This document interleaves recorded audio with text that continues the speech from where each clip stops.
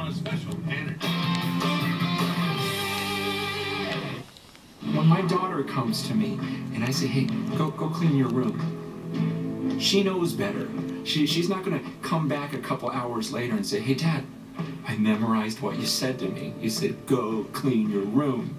You know, what am I going to say? Oh, good job, that's what I wanted. No, and she's not going to come to me and say, Dad, I can say, go clean your room in Greek. Listen, that's not going to fly. And what if she says, you know what? My friends and I, we're going to gather together, and every week we're going to have a study, and we're going to figure out what it would look like if I cleaned my room. No, none of that's going to fly. Just go and clean it. She knows that. So why do we think that this type of thinking or this type of talk is going to work with Jesus? I mean, Jesus was as black and white as you get. He would look at people and he'd say, why do you call me Lord when you don't do what I say?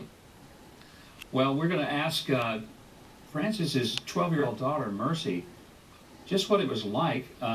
You know, Mercy, my question to you is, you suddenly had a very different kind of household, and people living in your house that, well, probably were unusual house guests, to say the least. People who had been just out of prison, people on drugs, people from the street.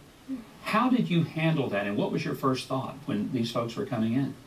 Well, I mean, it was a little strange maybe to begin with, but I think I've gotten to the point where, like, it's like I've just seen the results of it and how amazing it is and how God works through people in our house, that it's gotten weird if there isn't people living with us.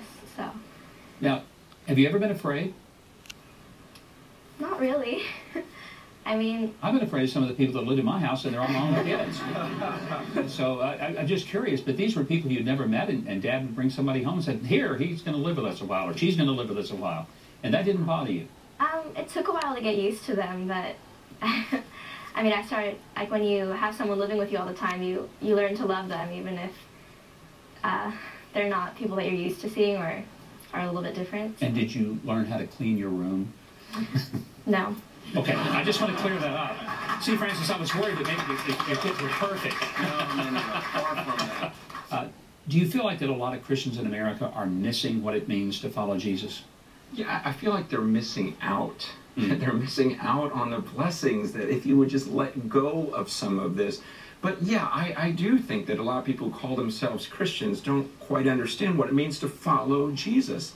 I mean, Jesus says that, you know, the kingdom of heaven is like a man who found a treasure in a field, and it was so great that with great joy he goes and sells everything he has and goes, I got to get that field. I'll do anything. Give me that field. Like, that's the way we're supposed to view our relationship with God. It's like, do you understand? I get to have a relationship with him, the one who's making this world spin, and in order who created us. I know him. Where do I sign up? What do I have to give up? But I think most people don't come at it that way. They go, well, Jesus, is he worth it? I'm going, I don't think you get it. Yeah, because I think most people think that you're successful spiritually if you're successful materially. They make that connection, and obviously that's not biblical. Yeah. But do Americans have an unbalanced view toward what they possess and what possesses them? Oh, yeah. We love stuff way more than we realize. And, you know, a lot of people make a big deal of us giving away all of our royalties. But we did that because we understood that we're self-centered people. Like, I think about myself a lot, you know, way more than I should, way more than I think about others, oftentimes more than I think about God. And so it's this, well, let's get rid of this stuff now. Otherwise, we know what we're going to do with it. We'll spend it on stuff that's not going to matter rather than giving it to people who need it, and we'll be grateful for all of eternity. Your book is called Crazy Love. What's crazy about love? Well, crazy love was about God's crazy love for us. I mean, if you think about, there's a being right now who gave me that breath. It's up to him. He gave me another one. He's in charge of everything. He made this world. And the thought that he would have his only son die on a cross for me, That's unbelievable. Like, who does that? How? No one's ever going to love me that much. That's crazy. And the idea is that we should be emulating that and saying, you know what? That's the way I should be towards others, and that's the way I should be back towards God. That's what this weekend is all about. That kind of crazy love. That's right. Francis, what a pleasure to have you here. It is a true joy. And I want to say thanks to Mercy. Thank you, honey, for being here, and it's really nice to hear you. And I'm glad you don't clean your room all the time. It's been controversial when I'm putting my hair all the time. Well, a panhandler asks you for money on the street. So what do? You reach in your pocket or just keep walking?